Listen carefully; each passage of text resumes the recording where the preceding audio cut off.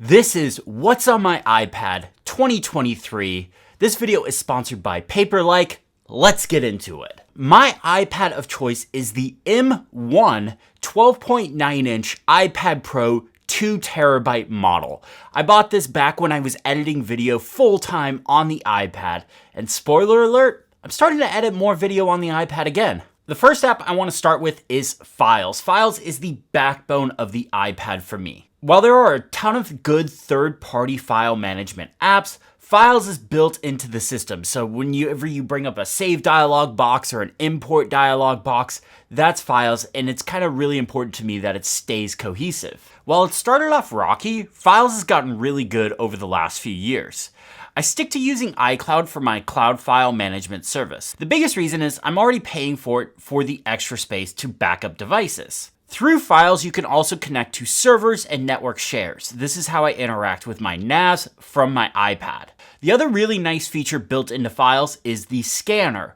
While I don't get a ton of physical documents that I need to scan anymore, I get enough that this feature is really useful. Safari is the next app, and it's one of these no surprise apps that are on my iPad.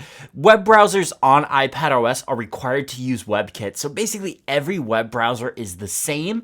But I really like features that are built into Safari, like tab groups. It also has support for all the modern features of the iPad, like split view and stage manager and all that stuff.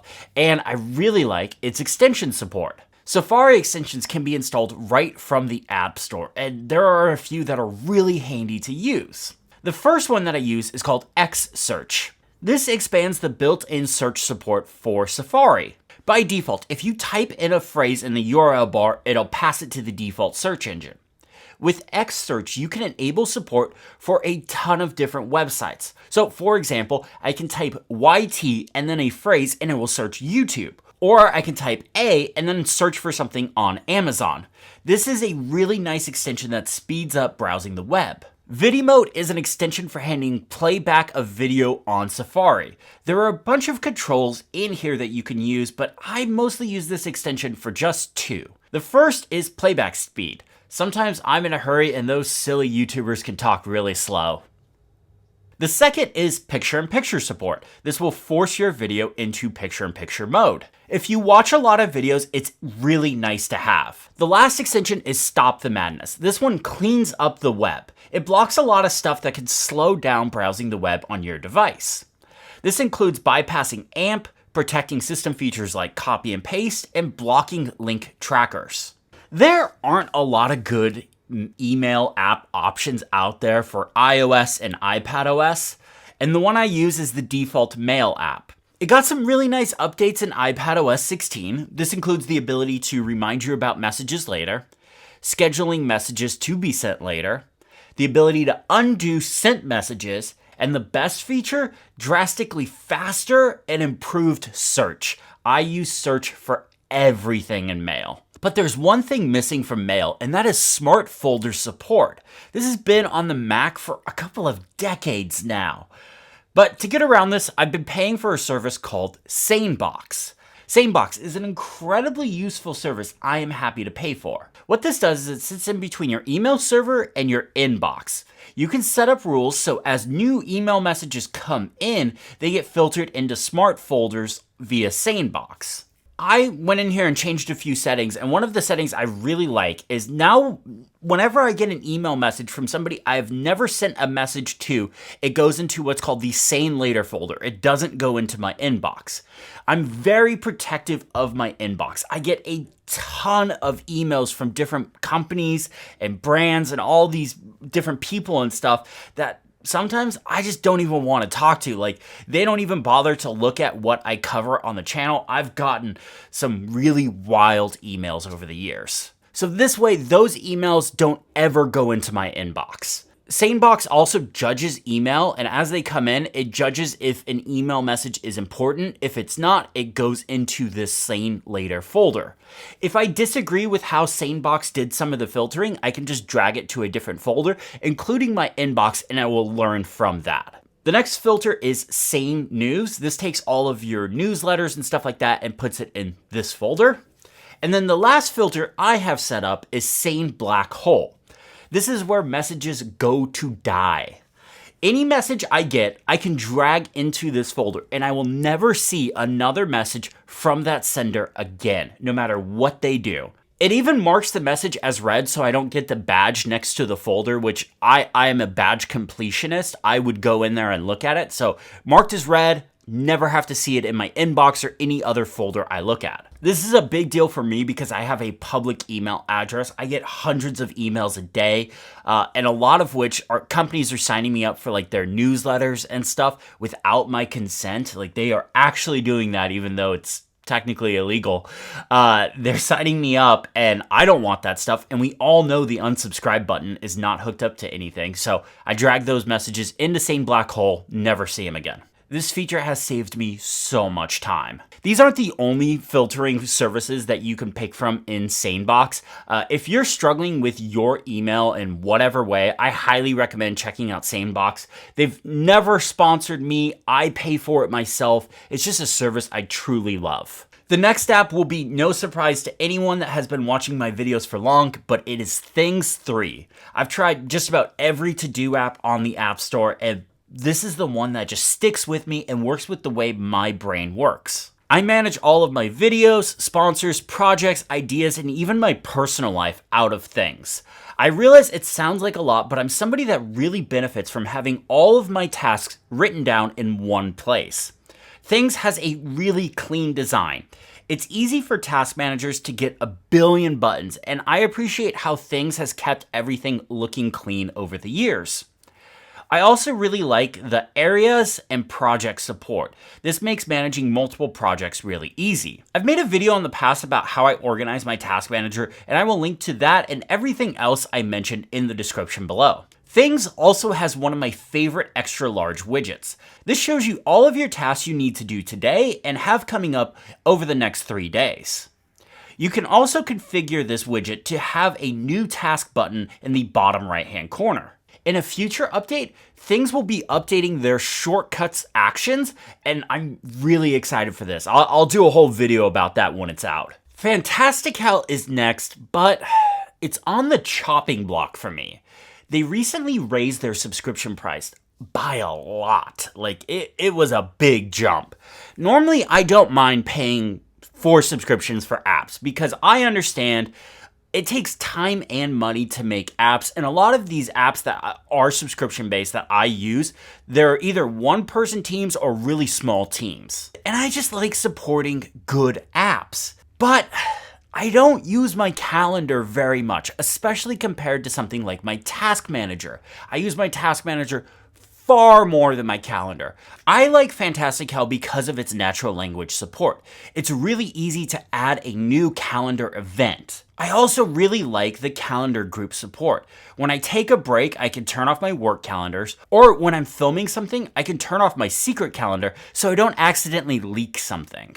I also really appreciate the design of Fantastical. It does a great job at scaling to different window sizes on the iPad in Stage Manager. Most calendar apps don't do this. Fantastical also has great widget support. It has a huge variety to pick from. I really like the one that shows you a mini month calendar and all of your upcoming appointments. But when paying for Fantastical subscription, you also get access to the app Cardhop, so it's kind of a 2-in-1 thing. This is an excellent contact management app. It's extremely well designed, but more importantly, its search is so good. This is how I use contacts, and the built-in contacts app, its search is fine, but Cardhop does a great job. So this is another reason why I might keep that subscription, but if I'm being honest, my Fantastical subscription expires in March, and I'll have to make a decision by then. Right now, I'm leaning towards just using the built-in calendar app and built-in contacts app. While it's nice to have all the features Fantastical and Cardhop have, I don't use them enough to justify this price. This video is sponsored by Paperlike. Paperlike recently released their new version 2.1 of their screen protector. It improves clarity while keeping the same textured feeling that I really like. This way, that beautiful iPad screen shines through, but when I use my Apple Pencil, it still feels like I'm writing with paper and pencil and not that plastic on glass feeling.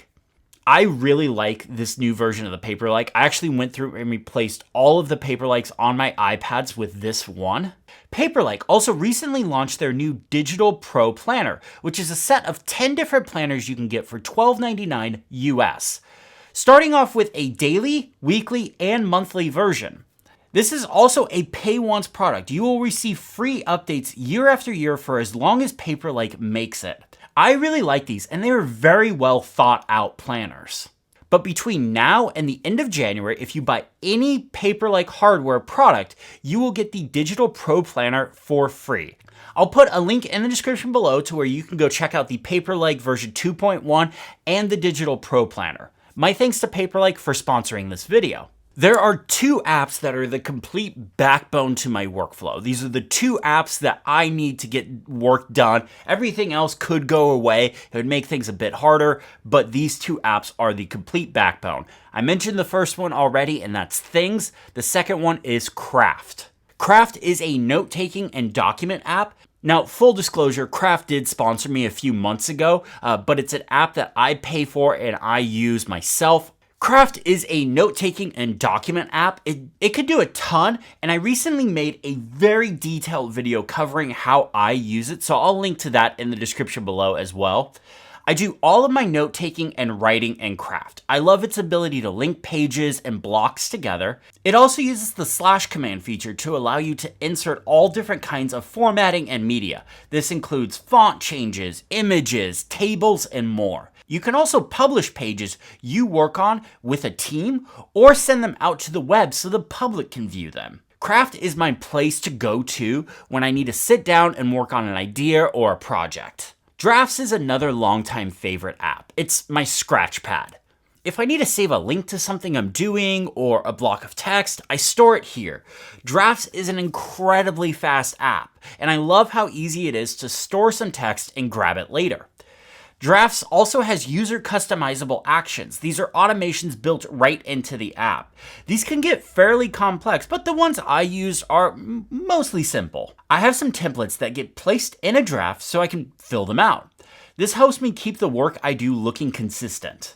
Drafts actions are also great for sending text to another app. A lot of times I write out a big email or a message in draft and will then send it over to whatever app. This way I have a good editor and make sure everything is properly formatted. Drafts is another app that I've done a really deep dive video into, and I'll put a link to that in the description. But if you're just looking for a place to quickly write down text, just to capture it, get it out of your brain, Drafts is a great place to do that. And then you can use the actions to send it off to whatever app you want, it to live in later. Runestone is another text editor, but this one is for coding. It has support for a ton of different languages when it comes to syntax highlighting. What I like about Runestone is it hooks right into the Files app. I can grab a file or create a new one in the proper directory and start working right on it. If you're somebody that has a lot of preferences about how their text editor should look and work, Runestone has you covered. There are a ton of settings in the appearances and formatting options. I'm in the process of rebuilding my website, and this is the app that I've been using to modify and write code for it. Working Copy is the other app I've been using to modify my website. This is a Git client. I added my website as a repository. All the files that are in that repository show up in the Files app under the Locations tab, so I can open them right in Runestone. When I make a change, I can commit right from Working Copy. Working Copy also has excellent shortcut support. So when I publish a new video, I have a shortcut that pulls from the RSS feed of my YouTube channel. It grabs the latest video, uses regular expressions to format it as a blog post, and then uses Working Copy to publish it right to my blog. Working Copy is one of those apps I wish I could use more because of how good it is. Maybe I need a new development project. Goodnotes is a pretty standard app that you see on these What's on My iPad videos. Between it and Notability, it kind of has like the whole turn your iPad into a digital notebook market covered. But I use Goodnotes for two things. The first is journaling. I find this an extremely helpful way to plan out my working day, especially when I have a lot going on. The second is a way to work out some ideas. Sometimes I get a sliver of an idea but need to flush it out. Sitting down with my iPad, Apple Pencil, and Goodnotes has been the best way for me to do it. In Goodnotes, you can import PDFs as templates and mark them up. I also really like the selection of tools and options Goodnotes has to offer. Reader is my RSS client of choice. I've gotten really into RSS as a way of getting news and interesting links lately. Reader is beautifully designed and has great support for gestures. But the feature that has me stuck on using Reader is called Bionic Reading. You enable this down at the bottom. The way this works is it bolds certain parts of a word and keeps the rest standard. I know this looks strange, but if you're somebody that struggles reading and comprehending something just the first time when you read it, this will help. I don't fully kind of get how it works, but I can see a significant difference between when I have it on and when I have it off.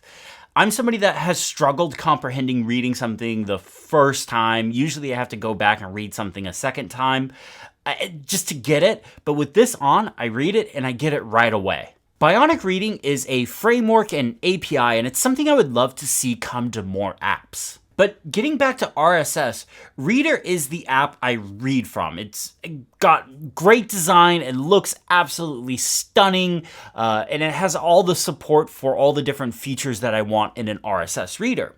But I use a service called Feedbin to gather all of my sources together. And then in Reader, I can log into Feedbin. There are a ton of different options for gathering up RSS feeds and giving them to you. Now, some are free, but I actually pay for Feedbin because I really like it. First, Feedbin is extremely fast at updating its sources. A lot of the free options get rate limited, so they don't update very quickly. But the second reason, and this one's a big one for me, they give you an email address. What you could do with this is when signing up for newsletters, you enter this email address instead of your own personal one. That way, when newsletters show up, they go to your RSS reader and not your inbox, which that's the way it should work. This makes so much sense to me. A lot of the newsletters I sign up for are essentially big blog posts, so I don't want them showing up in my inbox. Like I mentioned earlier, I'm very protective of my inbox. I want them to go to my RSS reader because they're for reading, so that's what that's for. I, like King Arthur and the Knights of the Round Table, have been on a quest. My quest is to find the perfect read it later and bookmarking app. And I think I finally have come very close with Anybox. Anybox is a great app for gathering links to posts you want to read, gear you want to check out, or videos you want to watch. You build out collections, which are basically folders for you to store different stuff in. Then you can build smart lists based on the types of stuff you have. I also use Anybox for saving links to gear and keyboard stuff I want to check out later. Its share sheet extension is particularly good. It's really fast to interact with. You just select the collection you want to save it to and boom. But Anybox can be used for more than just links. You can add images, files, and even notes. But personally, I just use it for gathering links. Another feature I like about Anybox is you can change the view. So for video folders, I have it set to the thumbnail view, but for articles, I have it in a list view. One of the newer apps on my iPad is DaVinci Resovle. I haven't been this excited for a brand new iPad app in a long time.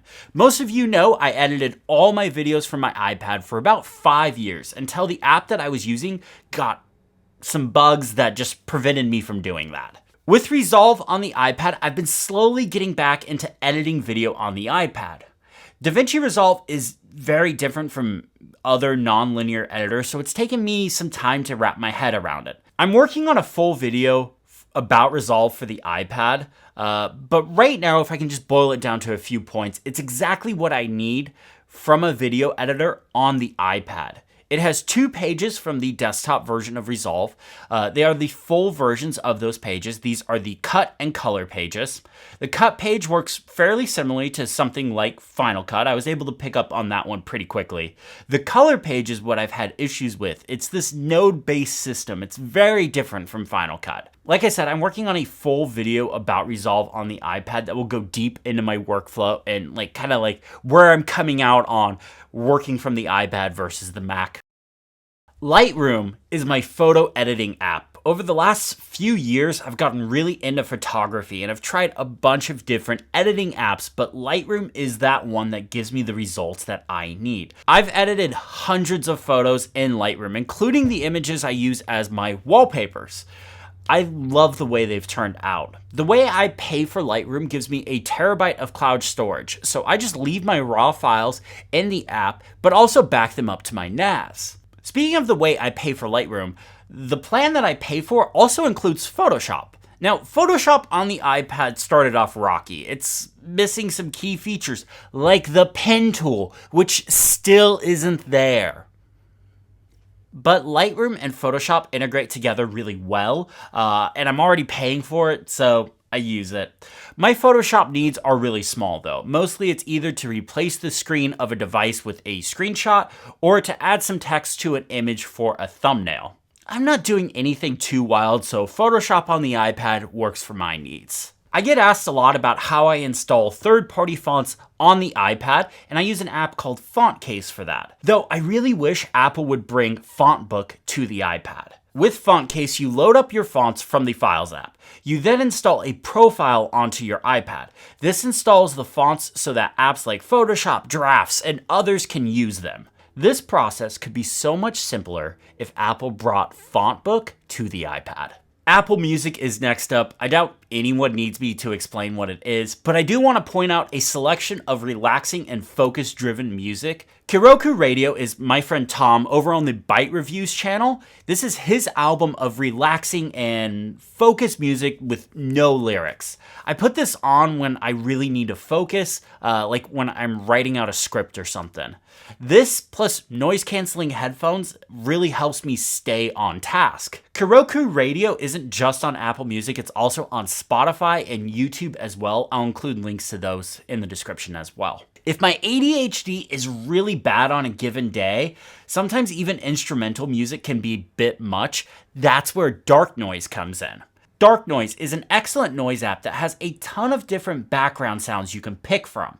It also has beautiful animations when they play. But the real power of Dark Noise is the ability to combine sounds together that make different scenes. This makes it sound so much more real and less like static background noises. I have a couple of different scenes I like to use. One is the campfire by the river with some wind blowing through the trees. Another is a cabin with a roaring fireplace going through rain and thunderstorms outside. The third, and this is my favorite, it's called A Bad Night. It's heavy rain with thunderstorms and a creek nearby. I could spend hours making scenes in Dark Noise, but instead I like to use the app to get my actual work done. Next up is Pcalc. People always complain that there isn't a built-in calculator app on the iPad. There kind of actually is. You can use Spotlight for calculations, but if you want an app, check out Pcalc. It's a scientific calendar and way more than what I need, but it's been around in the Apple app space for decades.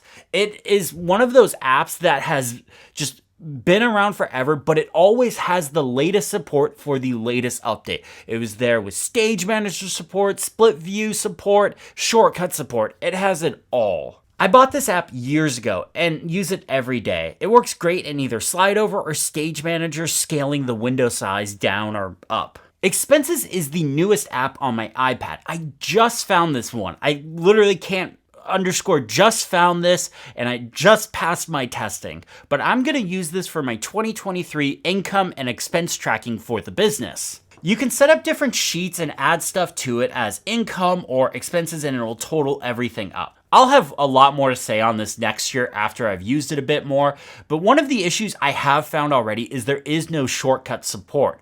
But you can export your sheets as CSV files, so that's good. Shortcuts is up next, and it is the backbone of my automation setup. I have so much running through shortcuts. I'm gonna do a whole video. I'm doing, this What's on My Device series, but I'm gonna do a whole video that's kind of a part of this that are the shortcuts I use every single day. Shortcuts is super important to the way I work. They are blocks of automations I can run from my iPhone, iPad, or Mac. I have some that put my computers into specific states for like filming, or others that generate projects and tasks for things, and some that just play music to my HomePods. I mostly run shortcuts from Spotlight when I have a keyboard attached to my iPad, but I also use the widget when in tablet mode. I appreciate how there are a few different ways of running a shortcut on an iPad. Ferrite is up next, and it's not an app I use a whole lot anymore, but it just got a major update and I want to mention it. Ferrite is a spoken word audio editor. It was built for the idea of editing podcasts, voiceovers, or something like an audiobook together. It has a ton of features like strip silence and tighten audio. But in Ferrite 3, the UI got a really nice overhaul. But my favorite new feature is 2x playback. When you're editing something, you can listen back at 2x speed to save you some time. This is how I do like my first pass on video edits, so I can just fly through my A-roll cuts. Timery is my time tracking app of choice, but this app works as a front end for Toggle, which doesn't have a great iOS or iPadOS app. I use time tracking to see how I spend my time. It's not for everybody, and I'm by no means saying everyone should do time tracking. But if you're somebody that's self-employed, or if you're curious about how you actually spend your time, you should try it out. Trust me, it's different than what you think it is. With Timery, I was able to build a bunch of quick timers I can trigger right in the app and start time tracking. I also built a series of shortcuts using Timery's actions that change focus modes, device states, and start timers based on what I'm doing. Timery also has amazing widget support, so I can start a timer right from the home screen as well. I found making sure it's easy for me to start a timer is key for me to remembering to actually time track. Timery also has excellent reports as well. It breaks down a given time period on how you spent your time. There's also a report widget that I use to see how I spent my time in a given week or day. While I totally don't think time tracking is something most people will even care about, it's important to me in making sure I'm balancing my time appropriately. Dealing with PDFs is important to just about everyone. I use the app PDF Expert to read and modify PDF docs. Now, disclosure, they are a previous sponsor, but I paid for the app myself. I mostly use this though to fill out PDFs that aren't already OCR'd. I get a lot of those, surprisingly. PDF Expert makes it really easy to add text fields and markup stuff, but there's also a ton of different tools in here as well that you can use. Highlights is another PDF app I use, but it's different. I use this one for research. If I download a spec sheet or get sent a reviewer's guide, I use Highlights to pull all the important information from it so I don't have to go through all the fluff. You can highlight, underline, strike through the text in a PDF. Whatever you do to that text, it will then show up on the right side. This makes it really easy to get just the key info that you want. Floating Player is an app that lets you send whatever you are listening to in Apple Music to the picture-in-picture window. This way you get all the album artwork on screen while you're doing other stuff. You also get playback controls as well. Really handy if you like playing music while working or doing other things on your iPad.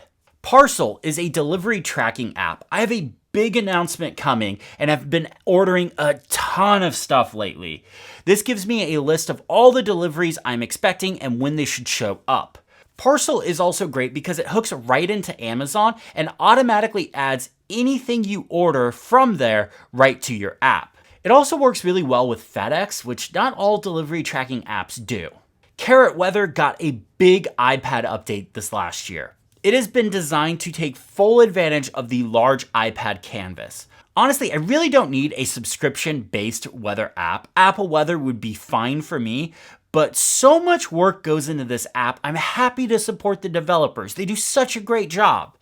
There's an option to pick from multiple weather sources in Carrot Weather. You can design your own UI. It has excellent widgets and even notifications if you live in places where weather can change rapidly, which is not California. The last widget on my home screen is the first-party Apple battery widget. I like it because it shows me the battery percentage of my attached devices like AirPods and the Magic Trackpad. I just wish I could take the iPad out of this list since the battery is already in the top right corner. I could have multiple devices paired to my iPad and not all of them fit on the battery widget. So that's it. That's what's on my iPad. What are your favorite apps that you have installed on your iPad? Let me know in the comments below. My thanks to Paperlike for sponsoring this video. If you liked the video, hit the thumbs up button, subscribe if you haven't already. Thank you all so much for watching. Have a great day.